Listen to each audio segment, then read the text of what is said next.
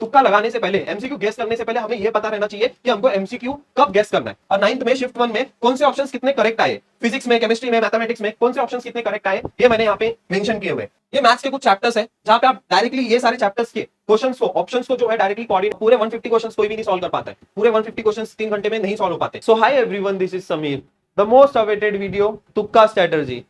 आप में से भी काफी सारे ऐसे लेजेंड्स होंगे जो एग्जाम से एक दिन पहले, एक रात पहले, how to guess MCQ correctly in MHT CET exam, how to guess MCQ correctly in JEE exam, ये सर्च करके यूट्यूब पे वीडियो देख के एग्जाम देने जाते होंगे।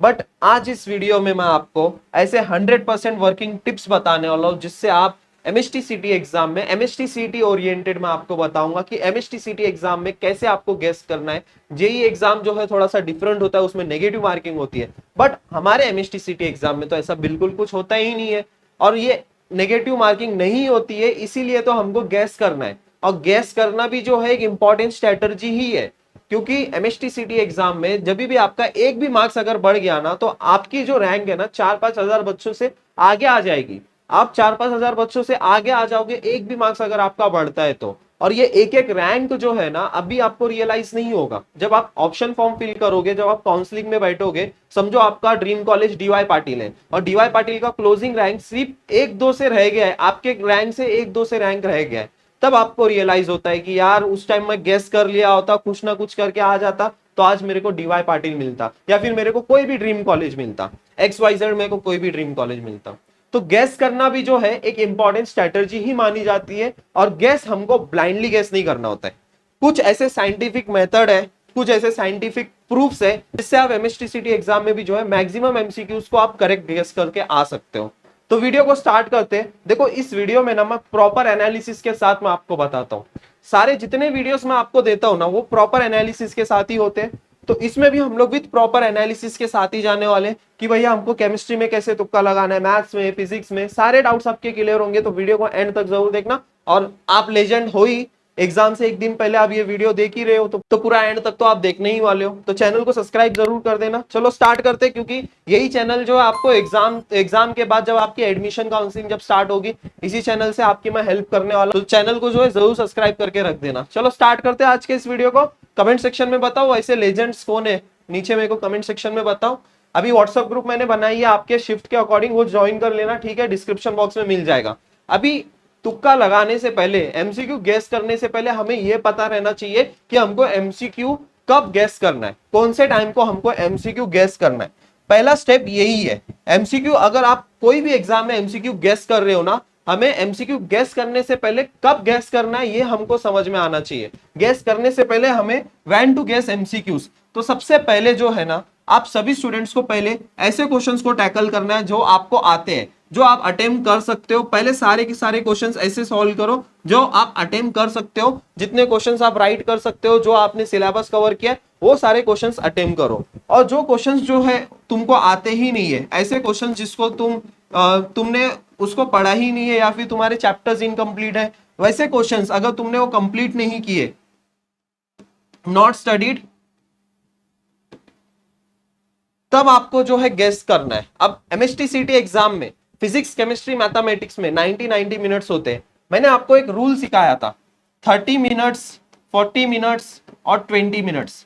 30 minutes for easy question, then 40 minutes for moderate question, then 20 minutes for difficult question. जो आपको एमसीक्यू गेस करना है वो यही 20 मिनट्स में गेस करना है। लास्ट के 20 मिनट्स में, स्टार्टिंग में गेस मत करना, क्योंकि स्टार्टिंग में आप गेस करने लगोगे ना, जो आपने चैप्टर्स पढ़े वो भी भूल जाओगे। और गेसिंग में एक्यूरेसी 100% तो है नहीं, तो गेसिंग के ऊपर टोटली डिपेंड भी नहीं रहना हमको। हमें जितने चैप्टर्स हमने पढ़े, 10, 12, 15, जितने भी आप चैप्टर्स पढ़े हो, स्टार्टिंग में बस वही एमसीक्यूज जो है आप अटेम्प्ट करो। लास्ट के जब 20 मिनट्स बचे रहेंगे ना, एमसीक्यू गेस करने को आपको ज्यादा टाइम नहीं लगता, डायरेक्ट टिक करना रहता है। लॉजिक लगाओ, टिक करो, आपको सोल्यूशन थोड़ी ना सॉल्व करते बैठना है उधर। 5 मिनट में भी आप गेस कर सकते हो। तो लास्ट के जो 20 मिनट होंगे उसमें आपको गेस करना है। तो सबसे पहला पॉइंट ये माइंड में आपका क्लियर होना चाहिए कि हमको एमसीक्यू कब गेस करना है। फिजिक्स, केमिस्ट्री, मैथमेटिक्स में लास्ट के जब 20 मिनट्स होंगे तब करो। देन मैथमेटिक्स आपका जब 90 मिनट्स के बाद स्टार्ट होगा, 90 मिनट्स के बाद, तब आपके जब 10 मिनट बाकी रहेंगे तब आपको गेस करना है। End of the section, end of the section आपको गैस करना है। अब यहाँ पे मैं कुछ एनालिसिस किया हूँ लास्ट ईयर के पेपर्स। अब यहाँ पे देखो नाइन्थ में शिफ्ट वन का पेपर, नाइन्थ में शिफ्ट वन का पेपर है ये, और नाइन्थ में शिफ्ट वन में कौन से ऑप्शंस कितने करेक्ट आए, फिजिक्स में, केमिस्ट्री में, मैथमेटिक्स में कौन से ऑप्शंस कितने करेक्ट आए, ये मैंने यहाँ पे मेंशन किए हुए।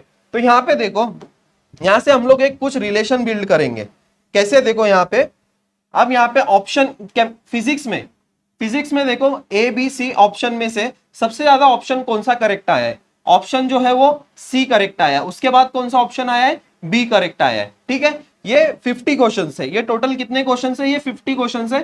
50 क्वेश्चन में शिफ्ट वन के पेपर में ऑप्शन बी जो था फिजिक्स के पेपर में वो 13 करेक्ट थे और 14 सी करेक्ट थे। उसी तरह देखो केमिस्ट्री में option A B C D, option B जो है वो 15 करेक्ट थे। ठीक है, ऑप्शन बी जो है वो केमिस्ट्री में 15 करेक्ट थे, और उसी तरह मैथ्स में जो है ऑप्शन बी जो है वो 17 करेक्ट थे। यहां से हम लोग क्या कर रहे हैं, जो ऑप्शन मैक्सिमम जो ऑप्शन करेक्टेड आंसर्स में है वो ऑप्शन को हम लोग देख रहे हैं, आइडेंटिफाई कर रहे हैं। हम लोग ऐसे ही ब्लाइंडली नहीं टिक करना है हम लोग को। अगर हम लोग कोई स्ट्रैटेजी भी बना रहे तो हम लोग को एक प्रॉपर एनालिसिस करना है, और किसी की भी स्ट्रैटेजी ऐसे ब्लाइंडली मत फॉलो किया करो, एक प्रॉपर एनालिसिस करो, फिर उसके बाद उसकी स्ट्रैटेजी को फॉलो करो। तो सबसे पहले देखो यहाँ पे हम लोग ने एक क्या चीज नोटिस की है, ये देखो फिजिक्स में बी नहीं तो सी, केमिस्ट्री में बी ऑप्शन ज्यादा करेक्ट है, और मैथ्स में जो है सी ऑप्शन करेक्ट है। ये फर्स्ट पेपर का हुआ। उसी तरह सेकंड पेपर का देखो, सेकंड पेपर का भी मैं आपको बताता हूँ।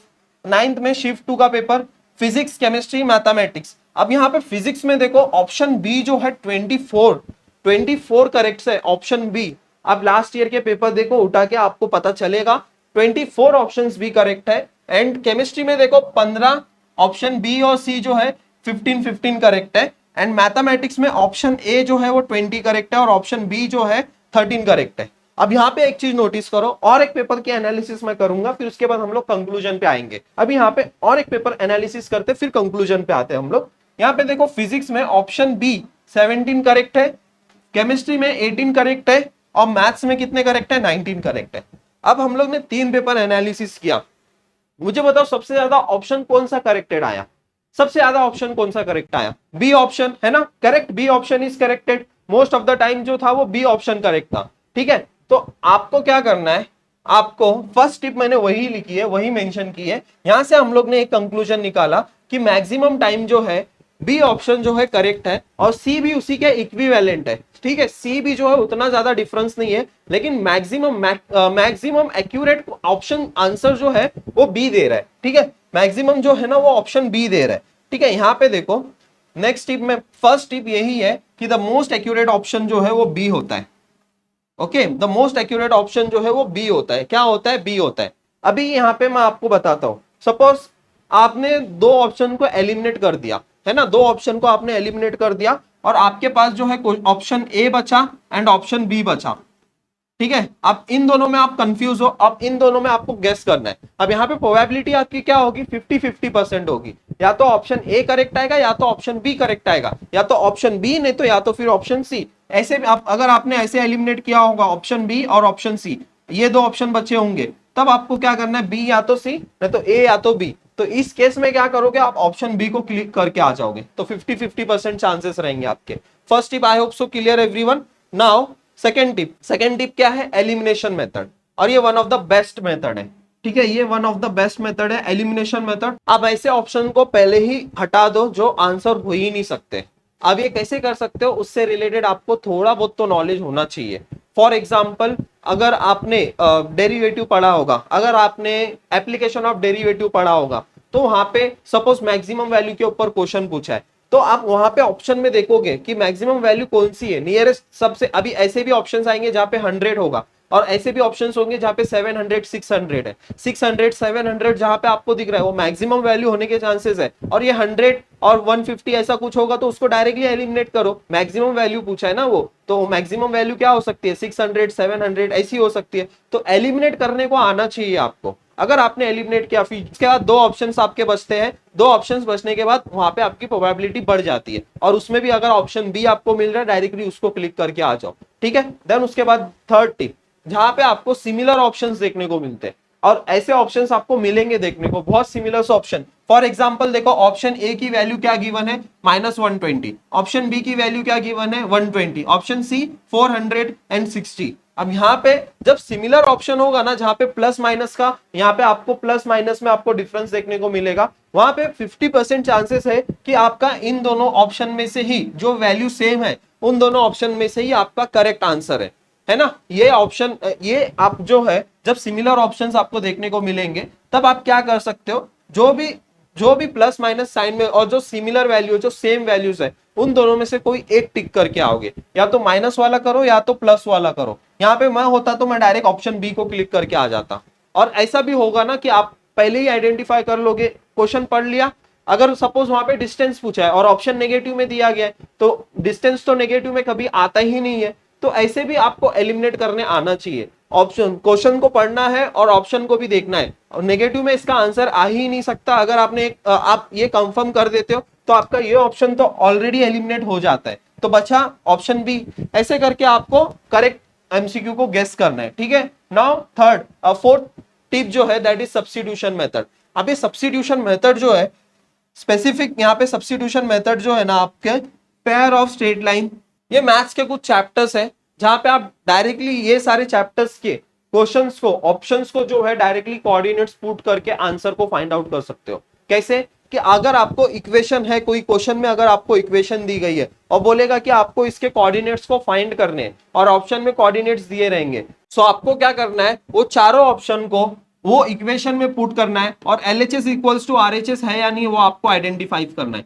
जो भी वैल्यू, जो भी coordinates LHS equals to RHS दे रहा है तो वो आपका ऑप्शन करेक्ट हो जाएगा, है ना। ऐसे आपको सब्स्टिट्यूशन मेथड ऐसे यूज करना है। समझा आपको कैसे यूज करना है सब्स्टिट्यूशन मेथड? ओके, ये कुछ चैप्टर्स है जिसमें डायरेक्टली आप ऑप्शंस को जो है, ऑप्शंस को डायरेक्टली इक्वेशन में पुट कर दो और वहां से आपके आंसर्स आ जाते हैं, लिटरली आ जाते हैं। एलपीपी में तो मैक्सिमम टाइम, एलपीपी में जो maximum value minimum value find करने को आएगा ना, वहां पे डायरेक्टली कोऑर्डिनेट्स आपको दिए रहेंगे और आपको एक स्टेप करना होता है, जस्ट आपको वो ग्राफ के जो है ना कोऑर्डिनेट्स आपको फाइंड करने हैं। वो अगर आपने फाइंड कर लिया फिर देन उसके बाद डायरेक्टली आप फाइंड कर सकते हो maximum value minimum value. Okay, then उसके बाद जो फिफ्थ टिप है that is never follow any sequence. कोई सीक्वेंस को फॉलो नहीं करना है। आप बोलोगे कि भैया मैं स्टार्टिंग से लेके एंड तक पहला ऑप्शन को ए टिक करूंगा, फिर दूसरे को सी, बी, फिर दूसरे को सी, तीसरे को सी, फिर चौथे को डी। ऐसे अगर आपने ऐसा सीक्वेंस फॉलो किया तो आपके जो मार्क्स आ रहे हैं ना वो भी मार्क्स नहीं आएंगे।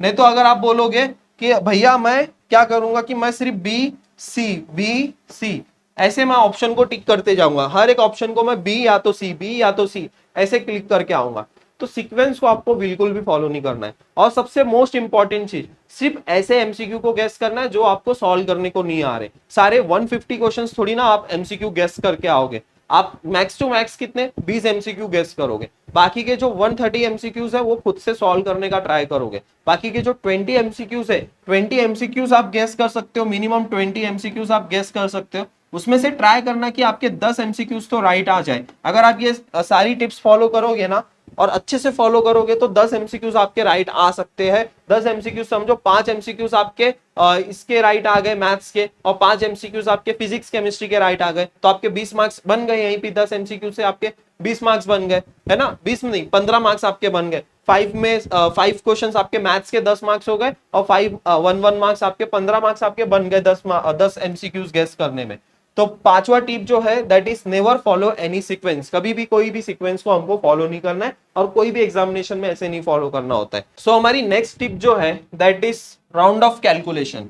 ठीक है, एमसीक्यू गेस करने से पहले खुद को भी आप ट्राई करोगे ना, अब ऐसा होता है कि आप पूरे 150 क्वेश्चंस कोई भी नहीं सॉल्व कर पाता है। पूरे 150 क्वेश्चंस 3 घंटे में नहीं सॉल्व हो पाते। उसमें क्या करना होता है, जब कैलकुलेशन लेंदी होते तब आपको डायरेक्टली राउंड ऑफ कैलकुलेशन, जैसे पाई की वैल्यू 20, आप इसमें क्या लेते हो 3.141 ऐसे लेके सॉल्व करते हो। इसको 3.141 लेने से जगह पे आप क्या करो, डायरेक्टली 3 लेके सॉल्व करो। उसी तरह यहाँ पे सारे कांस्टेंट की वैल्यूज मैंने दी है, देखो यहाँ पे सारे कांस्टेंट्स की वैल्यू दी है। यहाँ पे देखो आप कैसे, यहाँ पे प्लैंक कांस्टेंट की वैल्यू 6.626 है, तो डायरेक्टली इसको क्या करो 7 ले लो। 6.66 है तो डायरेक्टली राउंड ऑफ करके 7 ले लो। उसी तरह यहाँ पे जितने भी आपको देख रहे हैं, देखो ये एवोगाड्रोस नंबर ये 6.022 है, तो इसको डायरेक्टली 6 लेके सॉल्व करो। तो जो राउंड ऑफ कैलकुलेशन है, राउंड ऑफ कैलकुलेशन करके आपको जो है कैलकुलेशंस को करना है एंड आंसर को फाइंड करना है। तो ठीक है, ये 6 टिप्स आपको समझी बराबर से। हमको क्या करना है, ब्लाइंडली एमसीक्यू को गेस नहीं करना है। हमें ट्राई करना है कि अगर हमारे एक भी मार्क्स अगर बढ़ रहे हैं गेस करने से, हमको वो एमसीक्यू को करेक्ट गेस करके आना है, और जिससे आपको बहुत फायदा होने वाला है। और अगर आपने ये 6 टिप्स फॉलो की एमसीक्यू गेस करने के लिए, और एक इंपॉर्टेंट मैं इंस्ट्रक्शन दे दूं आप सभी स्टूडेंट्स को, पहले ट्राई करो कि खुद से सारे क्वेश्चंस को सॉल्व करने का। जितने क्वेश्चंस आपसे सॉल्व हो रहे पहले उन क्वेश्चंस को ही सॉल्व करो। प्लीज प्लीज प्लीज पहले सॉल्व करो क्वेश्चंस। ऐसे नहीं कि डायरेक्टली आप जा रहे हो सिर्फ गेस करके आ रहे हो तो कुछ आंसर्स नहीं आने वाले। मेरे ऐसे कुछ फ्रेंड्स थे सिर्फ जाके एमसीक्यू गेस करके आए, उनके कितने परसेंटाइल आए, 40-50 परसेंटाइल आए। ज्यादा से ज्यादा उनका स्कोर कितना आया था, 45-50 मार्क्स उनका स्कोर आया था। पूरा उन लोग ने तुक्का मार के आया। तो ऐसी गलती मत करना। लास्ट ईयर भी ऐसे कुछ स्टूडेंट्स थे, लास्ट ईयर के भी ऐसे कुछ स्टूडेंट्स थे, पूरा पेपर जो है सिर्फ गेस करके आ गए। आधे घंटे में उनका पेपर, आप 15 मिनट में उनका फिजिक्स केमिस्ट्री हो गया, 100 उन लोग ने मार्क कर लिए। इतने लेजेंड्स थे उन लोग। अब उसके बाद पूरा 1 घंटा वो सो गए। फिर उसके बाद मैथ्स का पेपर जब चालू हुआ वहां पे भी 15 मिनट में सॉल्व करके वो भी 1 घंटा सो गए। ऐसे ये गलती मत करके आ जाना, फिर उसका कुछ परसेंटाइल कुछ यूज नहीं है फिर डायरेक्टली। फिर क्या मतलब इतनी मेहनत करके, है ना। आप लोग ने इतनी मेहनत की हो, इतनी मेहनत से पढ़ाई की हो, सारी चीजों को कवर किया हो, सिलेबस को कवर किया हो, 21 डेज चैलेंज को कंप्लीट किया हो, मॉक टेस्ट को एनालिसिस किया हो, अपनी मिस्टेक्स को फाइंड आउट किए हो, बहुत सारा स्ट्रगल किया है ना आपने, उसको यूज तो करो। एमसीक्यू देखो, ये तुक्का स्ट्रेटर्जी ठीक है, तुक्का स्ट्रेटर्जी ये भी एक स्ट्रेटर्जी ही है, लेकिन ऐसा नहीं है कि हमको इन्हीं के ऊपर डिपेंड रहना है। हमने हमारी जो नॉलेज है वो इससे सुपीरियर होनी चाहिए, है ना। गेस करने से भी सुपीरियर हमारी नॉलेज होनी चाहिए। हमको कंफर्मेशन होना चाहिए कि भाई मैं जो लॉजिक अप्लाई कर रहा हूं, मैं जो फॉर्मूला अप्लाई कर रहा हूं, दैट इज मोर करेक्ट, है ना, दैट इज मोर करेक्ट। आपको कॉन्फिडेंस होना चाहिए कि भाई ये आंसर मेरा करेक्ट है। फिर अगर वो आंसर गलत भी आ गया तो डायरेक्टली सीईटी सेल को भी हम लोग अपोज कर सकते हैं, सीईटी सेल को भी हम लोग ऑब्जेक्शन ले सकते हैं, है ना। फिर वो आंसर को हम लोग करेक्ट करवा भी सकते हैं। सो आई होप सो सारे आपको टिप्स समझ गई है। ओके, वीडियो कैसा लगा कमेंट सेक्शन में बता दो मेरे को, जल्द से जल्द नीचे कमेंट सेक्शन में जाओ, आज का वीडियो कैसा लगा जल्दी बताओ। एंड अगर अभी तक आपने चैनल को नहीं सब्सक्राइब किया होगा, चैनल को सब्सक्राइब कर देना एंड व्हाट्सएप ग्रुप ज्वाइन कर लेना। मिलते हैं और एक ऐसे एक नेक्स्ट इंपॉर्टेंट वीडियो में। Thank you so much.